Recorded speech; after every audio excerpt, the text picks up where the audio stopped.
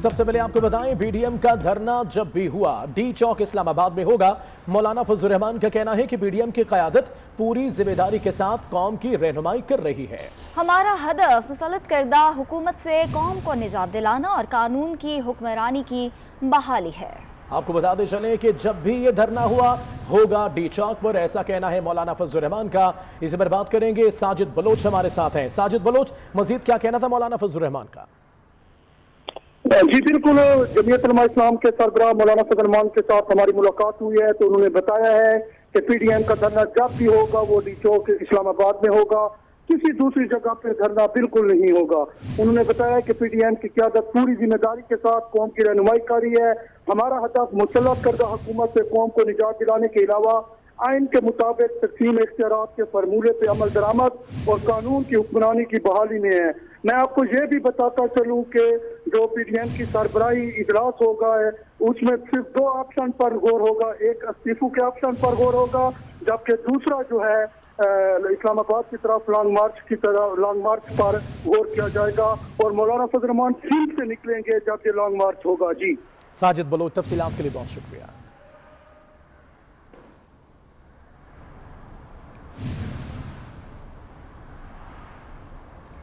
लाहौर जलसा कामयाब बनाने के लिए मरियम नवाज मुतहरिक है। मरियम नवाज ने नून लीग की खवातीन पार्लियामेंटेरियंस को जाती उम्रा बुला लिया है। आपको बताएं कि लाहौर जलसा कामयाब बनाने के लिए मुस्लिम लीग नून की नायब सदर मरियम नवाज मुतहरिक हैं, जबकि मरियम नवाज ने नून लीग की खवातीन पार्लियामेंटेरियंस को आज जाती उम्रा में बुला लिया है और इजलास की सदारत भी वो खुद कर रही हैं। 13 दिसंबर को लाहौर में पीडीएम का जलसा होने जा रहा है और लाहौर में पीडीएम का जलसा मरियम नवाज के लिए एक बड़ा चैलेंज है। लाहौर जलसे को कामयाब बनाने के लिए मरियम नवाज ने खवातीन पार्लियामेंटेरियंस और लीगी मुंतखब नुमाइंदगान की बेगमात को जाती उम्रा में तलब कर लिया है। मरियम नवाज खवातीन पार्लियामेंटेरियंस को मुतहरिक करने के लिए भी पेश हैं। इजलास मरियम नवाज की ज़ेर सदारत इस वक्त जाती उम्रा में होगा और उन्होंने पार्लियामेंटेरियंस जो खवातीन हैं उनको जाती उम्रा में तलब कर लिया है। एक चैलेंज है ये मरियम नवाज के लिए भी और मुस्लिम लीग नून पीडीएम का जो लाहौर में होने वाला जलसा है उसकी सदारत भी कर रहे हैं।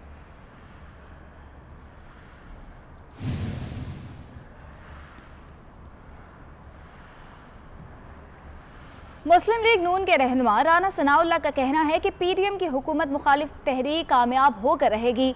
हमारी जदोजहद कामयाब होगी तो वोट को इज्जत मिलेगी। वो फैसलाबाद में मुस्लिम लीग नून के वर्कर्स कन्वेंशन के मौके पर 24 न्यूज़ से गुफ्तगू कर रहे थे।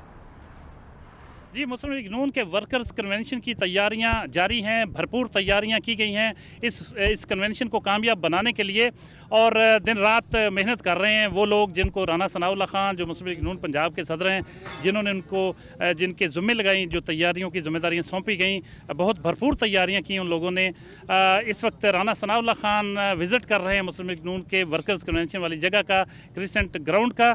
इस मौका पर हम जानते हैं कि किस किस्म की वो तैयारियाँ देख रहे हैं और क्या तवक्कुआत हैं उनको इस जलसे से, इस कन्वेंशन से, और बहुत सी बातें पूछते हैं उनसे कि क्यों आखिर इस जलसा फैसलाबाद में क्यों नहीं रखा गया पीडीएम का और कन्वेंशन पर क्यों इत्तफाक किया गया और इसके क्या मुहरकात थे, क्या वजूहात थी। अस्सलाम वालेकुम राना साहब। जी वालेकुम सलाम। राना साहब, कैसा देखते हैं आज का वर्कर्स कन्वेंशन और क्या तवक्कुआत है आपको पीडीएम के जलसे के से पहले ये इस कन्वेंशन की क्या अहमियत है और पीडीएम का कोई भी जलसा जो है वो फैसलाबाद में क्यों नहीं रखा गया? देखिए, इस मरतबा जो पीडीएम का जलसा है वो लाहौर और मुल्तान में रखा गया था और हमने पीएमएलएन का जलसा जो है वो गुजरांवाला या फैसलाबाद दोनों जगह पे रखने का प्रोग्राम था। तो मरियम नवाज़ साहबा क्योंकि फैसलाबाद एक दफ़ा आ चुकी हैं, धोबी घाट में उन्होंने जलसा किया था, जबकि गुजरांवाला में उनका जलसा इससे पहले नहीं हुआ था। तो फिर गुजरांवालों के पुरजोर इसरार पे जो है वो फिर जलसा गुजरांवाला रखा गया। वही जलसा जो है बाद में फिर पीडीएम ने उसको ऑप्ट कर लिया। हालांकि वो बुनियादी तौर पे जलसा जो था वो पीएमएलएन का था। तो ये वर्कर्स कन्वेंशन जो है ये लाहौर का जो जलसा है 13 दिसंबर को, उसकी तैयारी के लिए है। और आज यहाँ पे हमने जलसा नहीं बल्कि एक वर्कर्स कन्वेंशन का जो है वो इनेकाद किया है और माशाल्लाह फैसलाबाद में पीएमएलएन के वर्कर्स की इतनी बड़ी तादाद है कि वो किसी इनडोर मार्की में या किसी बड़े से बड़े हॉल में भी जो है उनका समाना जो है वो मुमकिन नहीं है। तो इसलिए हमने यहाँ ओपन ग्राउंड में जो है इसका इंतज़ाम किया है। वैसे भी कोरोना रिलेटेड जो SOPs हैं उनमें भी ओपन ग्राउंड में जो है वो बैठना ज़्यादा मुनासिब है। आज हम यहाँ पे उन SOPs का भी जो है वो ख्याल रखेंगे इंशाअल्लाह ताला, और यहाँ पे हमारे वर्कर्स जो हैं वो इंशाअल्लाह आएंगे। इंतज़ामिया ने अगर कोई मुदाखलत ना की तो अगले 4-5 घंटों में बहुत ही पुरअमन अंदाज में ये हमारा जो वर्कर्स कन्वेंशन है ये कंक्लूड हो जाएगा। और अगर इंतज़ामिया की तरफ से कोई गलत इक़दाम किया गया, जिस तरह के इक़दामात वो धीरे धीरे करते आ रहे हैं, तो मैं उनसे कहूँगा कि आप जो है वो रियासत के जो है वो ऑफिसर्स बने, सिविल ऑफिसर्स बने, पुलिस ऑफिसर्स बने, आप किसी हुकूमत के ग़ुलाम ना बने। एक सवाल बहुत ही अहम राना साहब, आज तक मुल्क में जितनी भी तहरीकें चली हुकूमतों को हटाने के लिए, वो 77 में चलने वाली कौमी इत्तेहाद की तहरीक हो या उसके बाद लॉन्ग मार्च हो या कुछ भी, वो इस्टेब्लिशमेंट की कहा जाता है कि पुश्तपनाही से चलती रही हैं। अब तो आप इस्टेब्लिशमेंट के ख़िलाफ़ जा रहे हैं, क्योंकि कहते हैं ना कि हम सेलेक्टर के नहीं सेलेक्टर्स के ख़िलाफ़ हैं। तो ऐसी कोई तहरीक किस तरह कामयाब हो सकती है? यही तहरीक कामयाब होगी तो जो है वो लोगों को जो है वो उनका सही मुस्तकबिल और सही उनका जो है वो मकसद हासिल होगा। ये तहरीक जो कि किसी जो है वो सहारे या किसी ईमा के बगैर, किसी एम्पायर के बगैर चल रही है, आवाम की ताकत से ये तहरीक कामयाब होगी तो वोट को इज़्ज़त मिलेगी। जी, राना सनाउल्लाह खान को पूरा यकीन है कि ये तहरीक कामयाब होगी, और 13 दिसंबर को जो लाहौर का जलसा होगा उसके हवाले से भी उन्होंने कहा कि वहाँ फैसलाबाद से जितने वर्कर्स हैं इससे दुगने वर्कर्स वहाँ पहुँचेंगे, बल्कि इससे भी ज़्यादा पहुँचेंगे।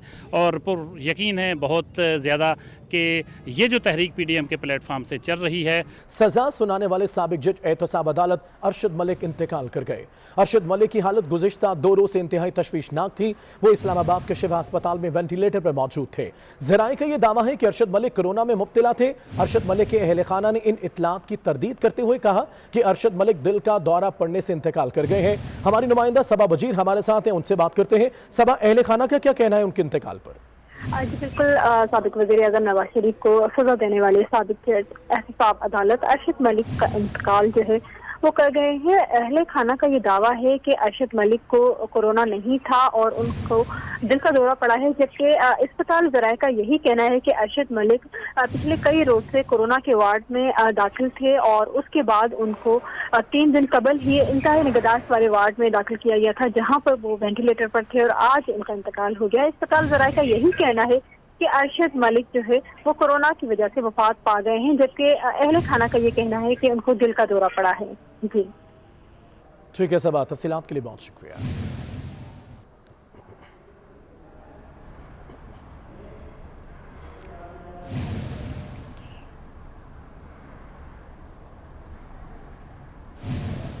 सुप्रीम कोर्ट में जस्टिस काजी फाइज ईसा केस में सुप्रीम कोर्ट फैसले के खिलाफ नजरसानी दरख्वास्त समाअत के लिए मुकर्रर। जस्टिस उमर अता बंदियाल की सरबराही में 6 रुकनी लॉजर बेंच 8 दिसंबर को समाअत करेगा। अदालत ने केस के फरीकैन को नोटिस भी जारी कर दिए हैं। सुप्रीम कोर्ट में जस्टिस काजी फाइज ईसा केस में सुप्रीम कोर्ट फैसले के खिलाफ नजरसानी दरख्वास्त समाअत के लिए मुकर्रर कर दी गई है। तफसीलात के लिए बात करते हैं, अमानत गशकोरी हमारे साथ है। अमानत, बताएगा होने वाली समाअत से मुतल्लिक। जी बिल्कुल, जस्टिस काजी फाइज ईसा रेफरेंस केस में सुप्रीम कोर्ट के 19 जून के तफसीली फैसले के खिलाफ जो नजरसानी दरखास्तें दायर हुई थी आज के लिए मुकर्रर की गई हैं। जस्टिस उमर अता बंदियाल की सरबराही में सुप्रीम कोर्ट का 6 रुकनी लार्जर बेंच जो है 8 दिसंबर मंगल के रोज नजरसानी दरखास्तों पर समाअत करेगा। अदालत की जानिब से एक मुकदमे के जो फरीकैन हैं उनको नोटिस भी जारी कर दिए गए हैं। जस्टिस काजी फाइज ईसा, उनकी अहलिया सरीना ईसा और पाकिस्तान बार कौंसिल समेत मुख्तलिफ बार समेत जो 18 दरखास्तें थी वो नजरसानी की दायर हुई थी सुप्रीम कोर्ट में, और सुप्रीम कोर्ट में से ये इस्तदा की गई थी कि जो 19 जून का तफसीली फैसला था और जो SPR को तहकीकात के लिए मामला भेजा गया था उस पर नजरसानी की जाए। तो ये केस अमानत गशकोरी, तफसीलात के लिए शुक्रिया। इस्लामाबाद हाई कोर्ट ने सोशल मीडिया से मुतल्लिक बनाए गए हुकूमती रूल्स पर सवालात उठा दिए हैं। अदालत ने रिमार्क दिए कि आइंदा समात पर मुतमईन करें कि रूल्स आर्टिकल 19 और 19A से मुतसादिम नहीं है। इस्लामाबाद हाई कोर्ट ने सोशल मीडिया से मुतल्लिक बनाए गए हुकूमती रूल्स पर सवालात उठा दिए हैं। अदालत ने रिमार्क दिए कि आइंदा समात पर मुतमईन करें कि रूल्स आर्टिकल 19 और 19A से मुतसादिम नहीं। इस्लामाबाद हाई कोर्ट ने सोशल मीडिया से मुतल्लिक बनाए गए हुकूमती रूल्स पर सवालात उठा दिए।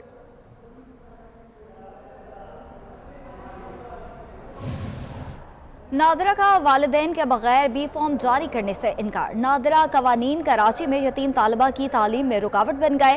तालीम जारी रखने के लिए बेसहारा तालिबा इंसाफ के लिए अदालत पहुंच गई। दरख्वास्त गुजार का मौक़िफ़ है कि वालिदैन दुनिया में नहीं हैं, तालीम जारी रखना चाहती हैं।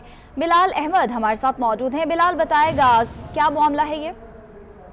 जी, माहम रहमान नामी लड़की सिंध हाई कोर्ट पहुंची है और उनकी जानिब से फारूक उस्मान एडवोकेट की तवज्जो से दरखास्त सिंध हाई कोर्ट में दायर की है, जिसमें उसने मौक़िफ़ अख्तियार किया है कि उसके वालिदैन तो उसकी बचपन में ही इंतकाल कर गए थे और वो अपने रिश्तेदारों के हमरा रिहाइश पजीर है, लेकिन जो नादरा कवानीन है उसके तहत उसको बे फॉर्म नहीं दिया जा रहा, जिसके बायस उसकी तालीम जारी नहीं रह सकती। इसलिए नादरा हुकाम को हदायत जारी की जाए कि वो कानून के मुताबिक फॉर्म जारी करें।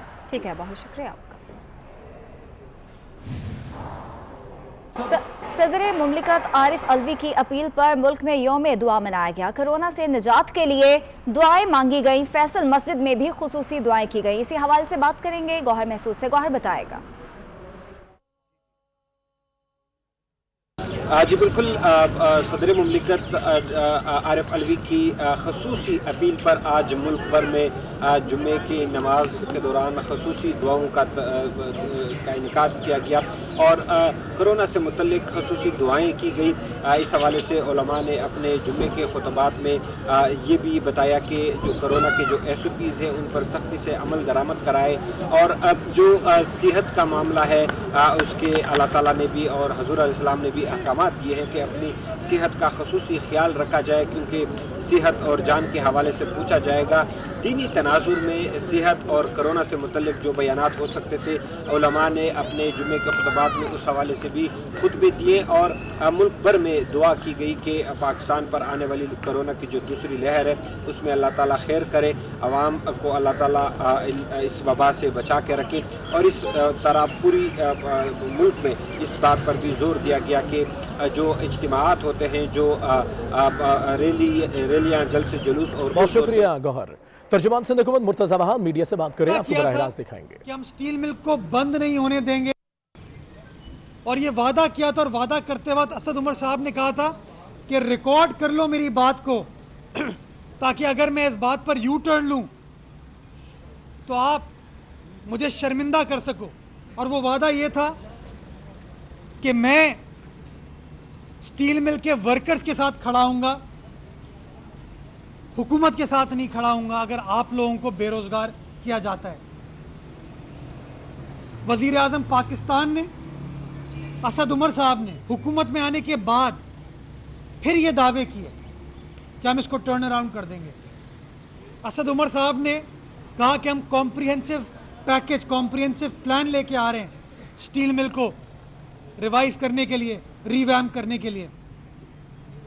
बहैसियत वजीर भी ये वादा किया।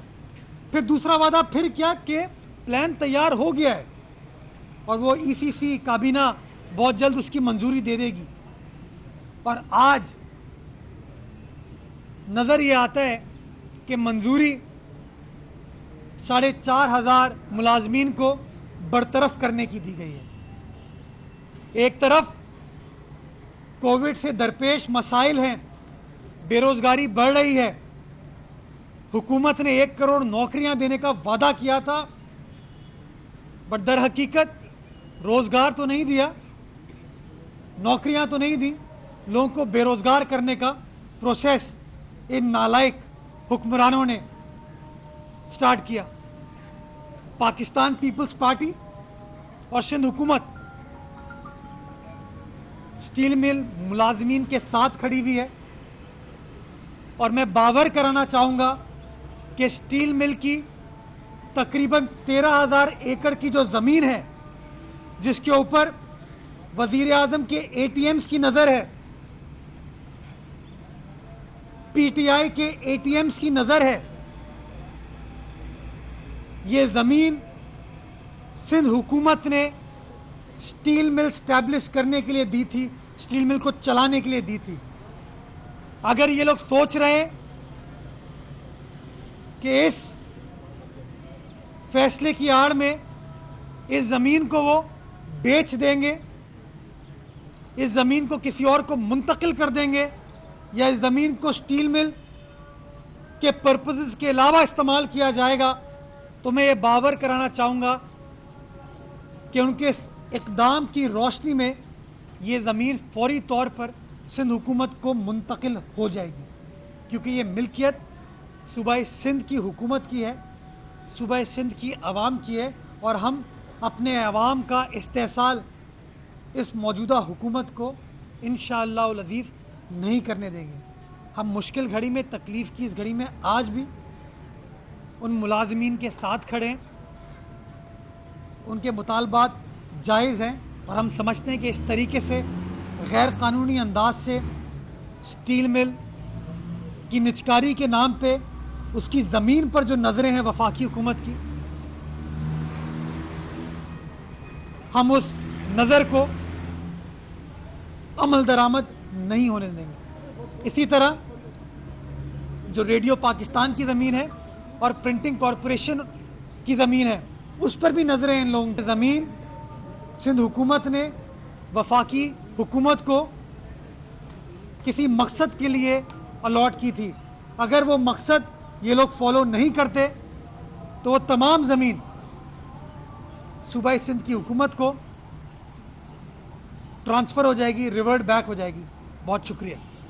सवाल जवाब है तो बताइए। अच्छा, विफाकी हुकूमत कल आज अखबारात में जो खबर शाया हुई और कल गवर्नर की वज़ीर-ए-आज़म से मुलाकात हुई, उसमें दावा किया गया कि आइलैंड के मामले पर विफाकी हुकूमत सिंध हुकूमत के साथ मुज़ाकरात करेगी और एक दोबारा जो एक पर बातचीत करेगी। सिंध हुकूमत का आइलैंड से मुताल्लिक क्या मौक़िफ़ है, विफाकी हुकूमत इस जानिब पेशकदमी कर रही है? देखिए, सिंध हुकूमत का मौक़िफ़ पहले दिन से वाज़ेह है और अटल है कि ये आइलैंड्स सूबाए सिंध की हुकूमत की मिल्कियत है, सूबाए सिंध की आवाम की मिल्कियत है। और वज़ीर आला सिंध ऑन रिकॉर्ड कह चुके हैं कि जब तक वफाकी हुकूमत अपना गैर कानूनी, गैर आइनी सदारती ऑर्डिनेंस विड्रॉ नहीं करेगी, हम कोई बातचीत नहीं करेंगे।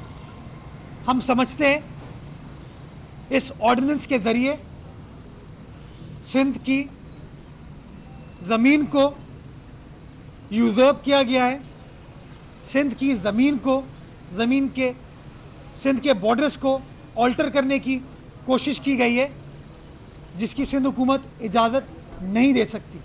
इसलिए सबसे पहले वफाकी हुकूमत को अपने गैर आइनी इक़दामात का जायज़ा लेते हुए इस सदारती ऑर्डिनेंस को फिल फॉर विड्रॉ करना होगा।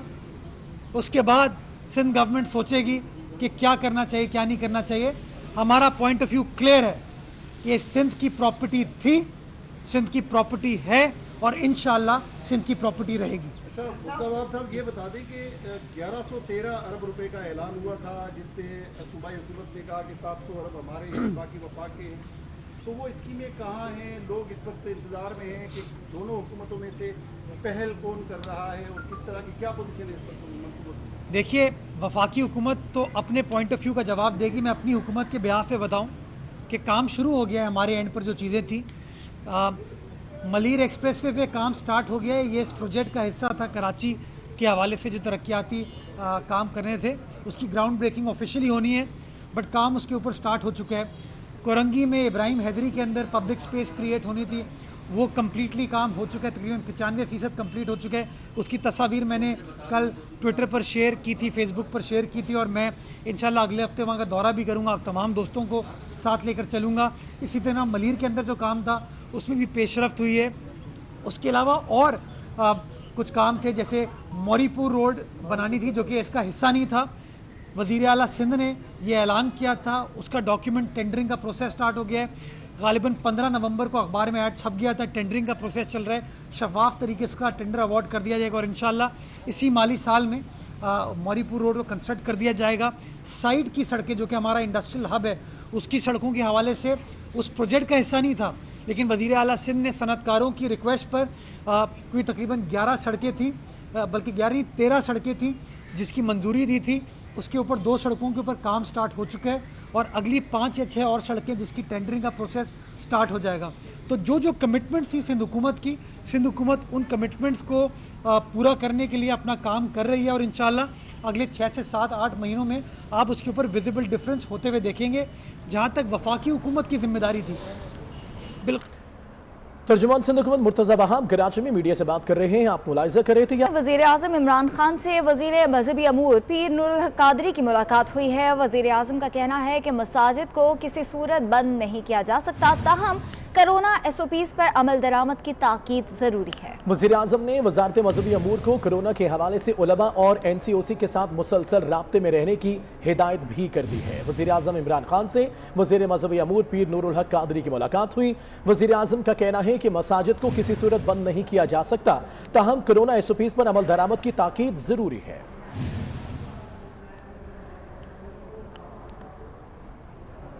चेयरमैन पाकिस्तान पीपल्स पार्टी बिलावल भुट्टो का कोरोना टेस्ट मनफी आ गया। बिलावल भुट्टो 13 दिसंबर को PDM जलसे में शिरकत करेंगे। आपको बताएं कि चेयरमैन पीपल्स पार्टी बिलावल भुट्टो जरदारी का कोरोना टेस्ट मनफी आ गया है और बिलावल भुट्टो जरदारी अब 13 दिसंबर को PDM जलसे में शिरकत भी करेंगे।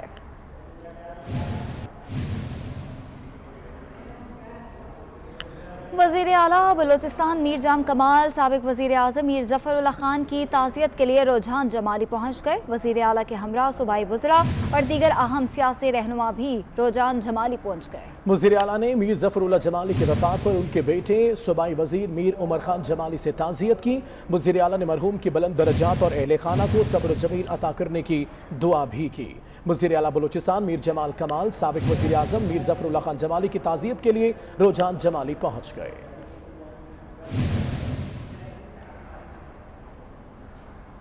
इस्लामाबाद हाई कोर्ट ने अल अज़ीज़िया और एवनफील्ड रेफरेंसेस में नवाज शरीफ को इश्तिहारी करार देने के तहरीरी हुक्मनामा जारी कर दिया। हुक्मनामे के मुताबिक नवाज शरीफ को पेश होने का बार बार मौका दिया गया, मगर वो जानबूझकर अदालती कार्रवाई का हिस्सा नहीं बन रहे थे। एहतशाम कियानी की रिपोर्ट इसी बारे में है।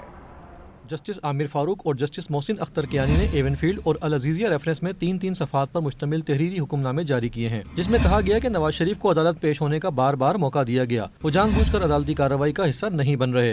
तहरीरी हुक्मनामे में लिखा गया कि नवाज शरीफ अदालती तलबी और केस में पेशी का इल्म होने के बावजूद बैरून मुल्क गए और वापस न आए। नोटिस, वारंट गिरफ्तारी और इश्तहारात के बावजूद पेश न हुए। नवाज शरीफ के खिलाफ ज़ाब्ता फौजदारी की दफ़ा 87 के तहत कार्रवाई मुकम्मल है। तहरीरी हुक्मनामे में लिखा गया कि नवाज शरीफ की जमानत पर रहाई के लिए जामिनों को शोकाज नोटिस जारी किए जाते हैं। 9 दिसंबर को नवाज शरीफ के जामिन पेश होकर बताएं कि क्यों न इनके खिलाफ कार्रवाई और जमानती मचलके जब्त कर लिए जाएं। Ehtesham Kiani, 24 news, Islamabad. Karachi circular railway पर सिटी स्टेशन से औरंगी तक तरक्याती काम ताहाल मुकम्मल न हो सका। इसी हवाले से बताएंगे हबीब खान। जी हबीब।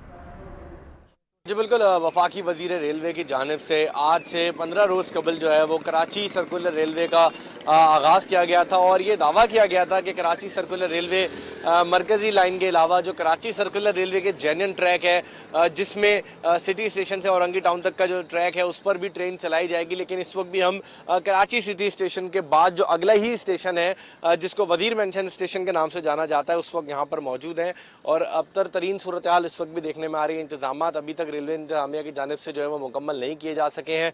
फाटक तो लगाया गया है लेकिन साथ ही साथ सड़क के बीचों बीच जो वो गड़ा जो है वो कर दिया गया है और फाटक का काम भी मुकम्मल तौर पर नहीं किया जा सका है। अब तक रेलवे इंतजामिया भी नहीं दिखाई दे रही है, काम सुस्त रवि का शिकार दे रहा है। तमाम तर जो स्टेशन है कराची सिटी से औरंगी टाउन तक वो स्टेशन पर जो तरक्याती और मरम्मती काम है वो मुकम्मल नहीं किया जा सका है। साथ ही साथ रेलवे लाइन जो कि फाटक के बीच से गुजर रही है वो रेलवे लाइन जगह जगह से इस वक्त भी जो है वो गायब है और ट्रैक कहीं कहीं से जो अब तक भी जो है वो बाहर नहीं निकाला जा सका है। तो दावे तो किए गए थे कि 15 दिन में कराची सर्कुलर रेलवे का जो ट्रैक है जो कि सिटी स्टेशन से औरंगी स्टेशन तक जाएगा उसको बहाल कर दिया जाएगा, लेकिन अभी तक तरक्याती काम जो है वो सुस्त रवि का शिकार है और आइंदा चंद दिनों में भी इस ट्रैक पर जो है वो ट्रेन चलने के आसार नहीं दिखाई दे रहे हैं। शहरी पुरुमीद थे कि 15 दिन बाद जो वफाकी वज़ीर रेलवे ने दावा किया है उसके मुताबिक कराची के वो इलाके जहाँ से ट्रेन जो है वो चल सकेगी और शहरियों को एक सहूलत मिल सकेगी सफरी। लेकिन वो सहूलत अभी सिर्फ फिलहाल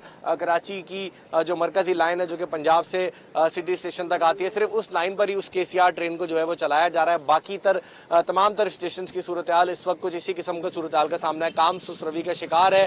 15 रोज का दावा जो है वो खटाई में पड़ता दिखाई दे रहा है और इस वक्त तक कराची सर्कुलर रेलवे सिर्फ और सिर्फ कराची की जो मरकजी लाइन है उस पर ही चलती दिखाई। तफसीलात के लिए शुक्रिया। एडमिनिस्ट्रेटर कराची इफ्तिखार शलवानी ने कुरंगी इंडस्ट्रियल एरिया में चुरंगियां खत्म करने की ठान ली है। फैसले से परेशान शहरी कहते हैं ऐसा हुआ तो ट्रैफिक जैम मामूल बन जाएगा। ये रिपोर्ट देखिए। शहर का ट्रैफिक रोड्स पर मुंतकिल करने का अहम जरिया तो है, लेकिन एडमिनिस्ट्रेटर कराची कहते हैं कि कोरंगी इंडस्ट्रियल एरिया की राउंड अबाउट्स खत्म कर दी जाएंगी। ब्रुक्स, बिलाल शान और इंडस चुरंगी खत्म की जाने वाली राउंड अबाउट्स में शामिल कर ली गई हैं, जबकि इनके खात्मे के बाद चौराहों पर लगे ट्रैफिक सिग्नल शहरियों की रहनुमाई करेंगे। इधर शहरियों को इस नए हुक्मनामे पर शदीद तहफुजात हैं। कराची वालों का कहना है कि चुरंगियों का खात्मा ट्रैफिक के नए मसाइल को जन्म देगा। ये गवर्नमेंट का बहुत अच्छा इकदाम है क्योंकि चुरंगियाँ खत्म करने से लोगों को फायदा होगा। जो एक्सीडेंट ज्यादातर होते हैं वो यहाँ ओवरटेकिंग और रोंग में चलने की वजह से होते हैं। चुरंगियाँ खत्म होंगी तो सारा निज़ाम धर्म भरम हो जाएगा। चुरंगी खत्म होगी तो वो मसला बन जाएगा बहुत, और एक्सीडेंट बहुत होएंगे, गाड़ियाँ सीधा सीधे लेगी, साइड वाली कैसी जाएगी। हमारे लिए इसमें नुकसान है, आए दिन गाड़ियाँ टूटती रहेगी, एक्सीडेंट होते रहेंगे, कोई ये ब्रेक पकड़ेगा नहीं। चुरंगी से ये फायदा होता है बंदा ब्रेक पकड़ ले। कमिश्नर कराची ने इससे कबल शहर की चुरंगियों पर से इश्तिहार बोर्ड उतारने के अहकाम जारी किए थे। अलबत्ता अब इंतजामिया नए हुक्मनामे के साथ कुरंगी की सड़कों का इंफ्रास्ट्रक्चर तब्दील करने पर भी दिमाग लड़ा रही है। हसन अब्बास, 24 न्यूज़, कराची। जमीन को समंदर बुर्द होने से बचाने वाले मैंग्रोव्स तबाही का शिकार हो गए। सिंध के साहिल पर मैंग्रोव्स के सिर्फ 4 इकसाम बाकी रह गई हैं। हसीन तोहफों से लबरेज दिलकश मनाजिर मैंग्रोव्स के साथ ही खत्म होने का खदशा बढ़ गया है। इसी हवाले से मानिया शकील की रिपोर्ट देखिए। पाकिस्तान भर में तकरीबन 8 इकसाम के मैंग्रोव्स पाए जाते हैं, लेकिन दौरे जदीद के आते आते इन इकसाम में कमी आती जा रही है। इनकी क्या वजूहात हैं और किन मुश्किल मराहल से होकर ये मैंग्रोव्स पाए जाते हैं, आइए आपको भी बताते हैं।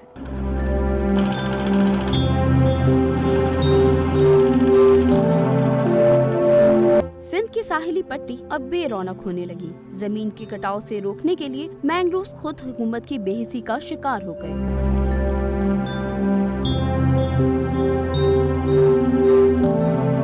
5 दिहाइयों से मैंग्रोव्स की 8 इकसाम में से सिर्फ 4 इकसाम बाकी रह गई हैं, जिसमें तिमर, क्यूमरी, चुनर और किरीश शामिल हैं। मौसमियाती तब्दीली और हुकूमत की जानिब से अदम इंतजामात मैंग्रोव्स की नन्ही शाखों को घने दरख्त बनने से रोक देती हैं।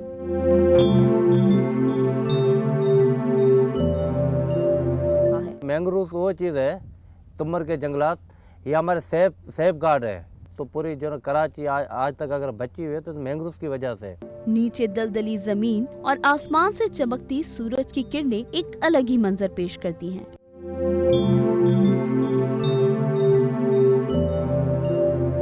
कुदरत के दिए गए हसीन तोहफों से लबरेज ये दिलकश मनाजिर, जिसमें सब्ज शाखों पर बैठे परदेसी परिंदों का सर्द मौसम का आर्जी ठिकाना भी है, जिसका मैंग्रोव्स के साथ ही खत्म होने का खदशा भी है।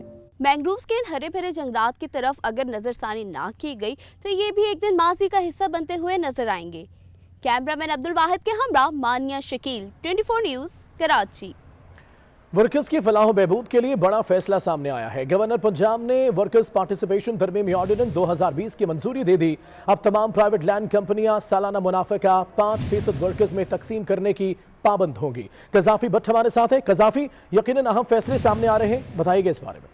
बिल्कुल जी, ये वर्कर्स के लिए बहुत अच्छा एक ऑर्डिनेंस लाया गया है और सालाना मुनाफे का जो कंपनियां होंगी वो 5% वर्कर्स में तकसीम करने की पाबंद होगी और इनफरादी अदायगियों के बाद कंपनी के पास जो बकिया रकम बचेगी वो इसे वेलफेयर फंड में जमा करवाने की पाबंद होगी और इस जमाशुदा रकम से वर्कर्स के लिए तालीम, सेहत और फलाह बहबूद के लिए इस्तेमाल की जाएगी और जो कंपनी इस पर इम्प्लीमेंट नहीं करेगी उसकी रजिस्ट्रेशन मनसूख कर दी जाएगी। जी बहुत शुक्रिया कजाफी आपका।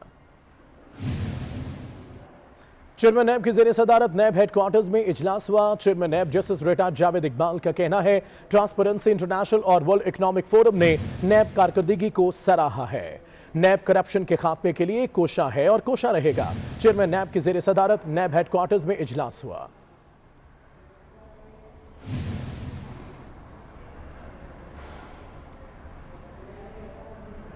लाहौर के इशरा बाजार में फायरिंग वाक़े की सीसीटीवी फुटेज 24 न्यूज़ ने हासिल कर ली। फुटेज में 2 मुल्जिमान को नौजवान मोहम्मद अली सुबहानी पर फायरिंग करते हुए देखा जा सकता है। लाहौर से आपको अपडेट कर रहे हैं। इशरा बाजार में फायरिंग का वाक़या पेश आया। इस वाक़े की सीसीटीवी फुटेज 24 न्यूज़ ने हासिल कर ली है।